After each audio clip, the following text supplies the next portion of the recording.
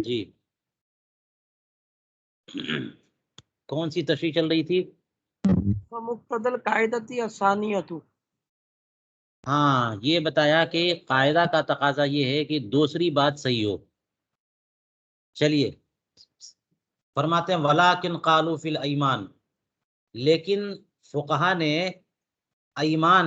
یعنی قسموں کے معاملے میں کے بیان میں یہ فرمایا، یہ جزیہ دیکھیے، لو حلفہ والی بلدۃ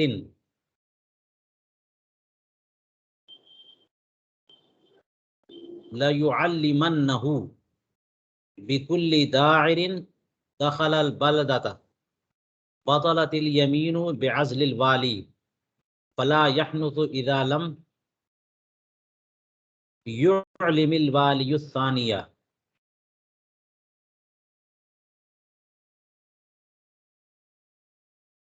کیا مسئلہ ہے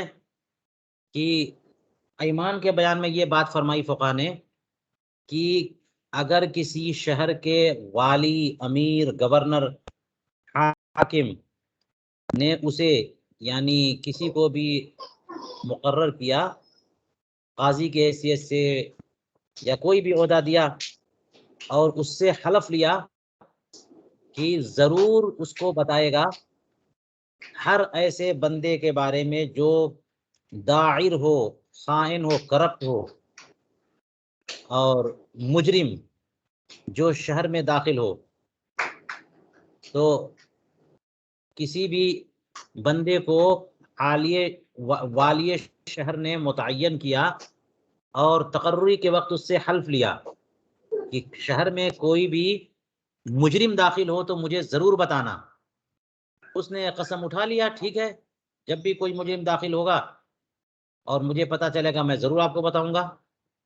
تو اب کیا ہوا کہ جس والی شہر نے قسم دلائی تھی وہ والی اب معزول ہو گیا، کہتے ہیں بطلت الیمین بعدل الوالی، یہ یمین ختم ہو جائے گی والی کے معزول ہو جانے سے۔ جو شہر کا والی آیا تھا اس نے اپنے علاقے کے داروغہ، مثال کے طور پر داروغہ سے کہا کہ شہر میں کوئی بھی مجرم داخل ہو مجھے ضرور بتانا، تو داروغے نے قسم لے لیا، لیکن اب وہ والی ہی معزول ہو گیا، تو وہ کیا نیا جو والی آیا ہے اس کو اگر کسی مجرم کے داخلے کے بارے میں نہ بتائے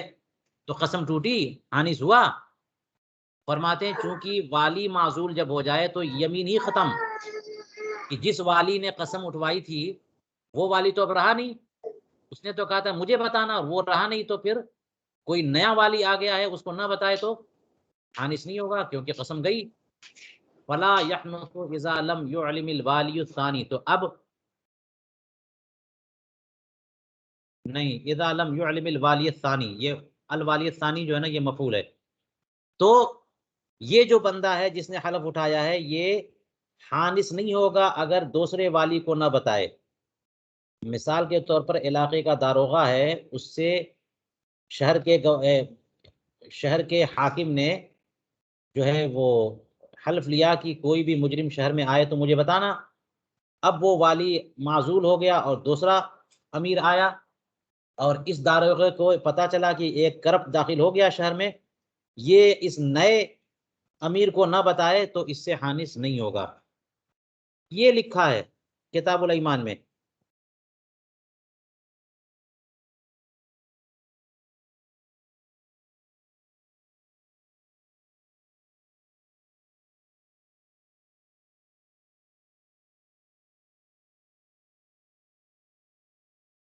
اس کا مطلب یہ ہوا کہ یہ قسم اسی کی حد تک محدود تھی، ہر والی کے متعلق یہ قسم نہیں ہے۔ فرماتے ولم ار الآن حکم ما اذا حلف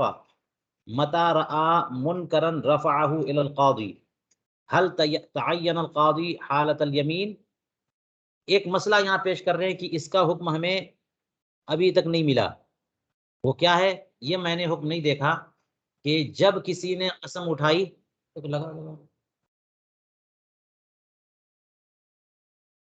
جب کسی نے قسم اٹھائی کہ جب کبھی وہ کوئی غلط کام دیکھے گا تو قاضی کو بتائے گا، اس نے قسم لی کہ جب کوئی غلط کام منکر دیکھے گا تو قاضی کو رفعہ الی القاضی، قاضی کے پاس لے جائے گا. تو کیا یمین جب اٹھائی ہے، قسم جب کھائی ہے، تو اس وقت قاضی، اس وقت کا قاضی متعین ہے، یا جب وہ کوئی منکر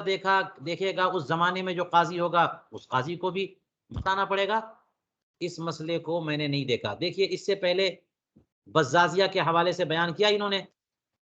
کہ اگر والی شہر نے قسم دلائی ہے کہ جو بھی مجرم داخل ہو مجھے بتانا پڑے گا، تو اسی والی تک محدود ہے. یہ دوسرا امیر آ گیا تو اس پر یمین نافذ نہیں ہے. تو اسی طرح سے اگر کسی نے یہ قسم کھائی کہ قاضی شہر کو منکر دیکھے گا تو بتائے گا، بعد میں دوسرا قاضی آ گیا، تو کیا پہلے والے قاضی کے ساتھ یہ قسم خاص تھی، یا دوسرا جو قاضی آ گیا اس کو بھی بتانا پڑے گا؟ اس کا حکم ہم نے نہیں دیکھا، اس لیے جواب بھی اس کا نہیں دے رہے ہیں. فرماتے ومن ھذا النوع لو وقف، ایک اور قسم، اسی قسم کی ایک اور مثال دیکھ لیجئے. لو وقف بلدا على الحرم الشریف وشرط النظر للقاضی هل ينصرف الى قاضی الحرم او قاضی البلد الموقوفہ او قاضی بلد الواقف. کسی نے حرم شریف کے اخراجات کے لیے، اس کی مصالح کے لیے ایک شہر وقف کیا. یہ کوئی بادشاہی ہو سکتا ہے، امیر ہے، گورنر ہے، اس نے ایک پورا شہر جو ہے بسا دیا اور اسے وقف کر دیا حرم شریف کے اخراجات کے لیے، کہ جتنی بھی انکم ہوگی شہر سے وہ سب کے سب حرم شریف کے اخراجات پہ جائے گی. تو جس نے وقف کیا ہے کہیں پہ اپنے علاقے میں کوئی شہر، اس نے شرط یہ رکھی کہ قاضی کو قاضی کو اس کی دیکھ ریکھ کرنی ہے. نظر جو ہے وہ قاضی کو حاصل ہو گیا، نظر کا اختیار. تو یہ تو شرط کر دی تھی واقف نے. اب سوال یہ ہے کہ قاضی جو کہہ دیا اس نے کہ قاضی کو ناظر قاضی رہے گا، تو اس سے قاضی کہاں کا مراد ہے؟ جس شہر میں پراپرٹی وقف کی ہے اس شہر کا قاضی، یا حرم شریف کے مفادات کے لیے پراپرٹی وقف کی ہے تو حرم شریف کا قاضی، یا خود وہ بندہ جو واقف ہے وہ کسی تیسرے شہر میں رہتا ہے اپنے شہر کا قاضی؟ کہاں کا قاضی مراد ہے؟ یہ ایک سوال ہو گیا. فرماتے ہیں کہ اس کا بھی جواب انہوں نے نہیں دیا. اس کا بھی جواب نہیں دیا کہ قاضی کو ناظر کی حیثیت حاصل ہوگی. اس قاضی سے مراد یہ جو ہے وقف، یہ قاضی حرم کی طرف مصروف ہو، یا قاضی بلد موقوفہ یعنی جو شہر وقف کیا گیا اس کے قاضی کو اختیار ہوگا، یا جس شہر میں واقف رہتا ہے اس شہر کا قاضی مختار ہوگا. ينبغي ان يستخرج من مسألة ما لو كان اليتيم في بلد وماله في بلد آخر فهل النظر عليه لقاضي بلد اليتيم او لقاضي بلد ماله؟ صرحوا بالاول. دیکھیے اس حرم شریف کے مفادات کے لیے کوئی شہر وقف کرے تو اس کا جواب نہیں دیا انہوں نے. یہ سوال بنتا ہے کہ کون قاضی مراد ہوگا، تو کہتے ہیں اس کے جواب کی تخریج ممکن ہے کہ اس یتیم والے مسئلے سے نکالی جائے جس مسئلے کو فقہا نے بیان کیا ہے. وہ یتیم والا مسئلہ کیا ہے؟ وہ یہ ہے کہ اگر کوئی یتیم کسی شہر میں ہے اور اس کا مال، یتیم کا مال دوسرے شہر میں ہے، یہ ایسا ہو سکتا ہے کہ باپ نے جو ہے نا وہ کسی اور شہر میں اس کی پراپرٹی تھی، اپنے چھوٹے بچے کے لیے اس کا یہ پراپرٹی وقف کر دی، یا وصیت کر دی، یا ترکے میں ملا. تو یتیم ایک شہر میں ہے، یتیم کا مال دوسرے شہر میں ہے، تو کس شہر کا قاضی جو ہے وہ اس مال کی دیکھ ریکھ کرے گا؟ مسئلہ ہوگا تو اس کے مسئلے کو حل کرے گا. وقف کے معاملے میں تو آپ کو پتا ہے نا کہ بہت سارے معاملات میں اختلاف ہو جاتا ہے، تو قاضی کو اختیار ہوتا ہے. تو کس شہر کا قاضی یتیم کے معاملے میں فیصلہ کرے گا؟ فَهَلِ النَّظَرُ عَلَيْهِ لِقَاضِي بَلَدِ الْيَتِيمِ، کیا یتیم کے شہر کا قاضی ہوگا، یا پھر یتیم کا جو مال ہے وہ جس شہر میں وہ مال رکھا ہوا ہے اس کے قاضی کا کوئی اختیار ہوگا؟ کیا ہوگا؟ صرحوا بالاول، فقہا نے پہلے موقف کی صراحت کی ہے کہ یتیم جس شہر میں ہے وہاں کے قاضی کا اعتبار ہوگا، وہاں کا قاضی ناظر ہوگا. فَيَنبَغِي أَن يَكُونَ النَّظَرُ لِقَاضِي الحرم، یہ یتیم والا جو مسئلہ ہے کہ یتیم والے مسئلے میں تو یہ فرمایا فقہا نے یتیم جس شہر میں ہوگا وہاں کا قاضی مختار ہوگا، تو اسی مسئلے سے اخذ کرتے ہوئے یہاں ہونا یہ چاہیے کہ قاضی حرم قاضی ہوگا، حرم شریف پر کوئی پراپرٹی کسی اور جگہ وقف کی گئی ہو تو اس کا قاضی حرم شریف کا قاضی جو ہوگا وہی ہوگا۔ فرماتے ہیں وَيُمْكِنُ أَن يُقَالَ إِنَّ الْأَرْجَحَ كَوْنُ النَّظَرِ إِنَّ الْأَرْجَحَ كَوْنُ النَّظَرِ لِقَاضِي الْبَلَدِ الْمَوْقُوفَ، اور ہو سکتا ہے کہ زیادہ راجح بات یہ ہو کہ نظر کا اختیار بلد موقوفہ کے قاضی کو ہو، حرم شریف کے قاضی کو نہ ہو بلکہ بلد موقوفہ، کیونکہ مسئلہ تو اس پراپرٹی کا نہ ہے۔ یہ بلد موقوفہ جو ہے اس میں یہ انکم آ رہی ہے، یہ کہاں گیا، یہ گھال میں ہو گیا، یہ خلط ملط، یہ خیانت، یہ مناسب ہے، یہ غیر مناسب ہے، تو وہ اس پراپرٹی کے بارے میں کوئی فیصلہ کرنے کے لیے وہاں کا قاضی جو اہل ہے نا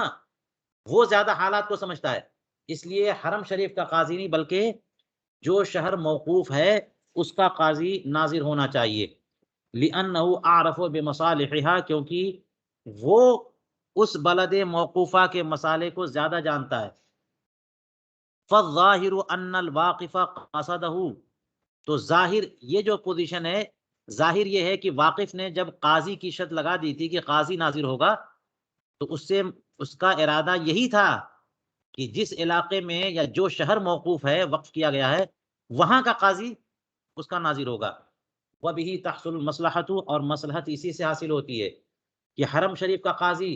اسے کیا پتا کہ فلاں شہر میں پراپرٹی میں وقف مسئلہ چل رہا ہے تو وہاں کے تقاضے کیا ہیں، وہاں کا مسئلہ کیسے حل ہوگا، اس کی قضا یہاں پہ جاری بھی نہیں ہے، کیسے وہ فیصلہ کرے گا۔ فرماتے وَقَدْ اخْتَلَفُوا فِيمَا اذا كان العقار لا في ولایت القاضی وتنازع فيه عند قاض آخر، یہ ایک نیا مسئلہ ہے جس میں کیا ہوگا، کون قاضی ہوگا، کس قاضی کا اختیار چلے گا، اس میں فقہا کا اختلاف ہو گیا۔ یہ کیا مسئلہ ہے کہ اگر عقار یعنی غیر منقول جائیداد زمین مکان وغیرہ اگر عقار قاضی کی ولایت میں نہ ہو، یعنی فلاں شہر کا قاضی اس شہر میں رہتا ہے لیکن کوئی دور افتادہ دور کی زمین ہے کسی کی اور اس کا مسئلہ چل رہا ہے، تو اس کا مسئلہ جو فلاں قاضی کی ولایت میں نہیں ہے اس عقار کے بارے میں اختلاف ہو گیا، وتنازع فیہ، اس عقار کے بارے میں زید کا اور بکر کا مثال کے طور پر ایک نزاع ہو گیا، اور یہ دونوں نزاع لے کے گئے کہاں، عند قاضی آخر، کسی دوسرے قاضی کے پاس۔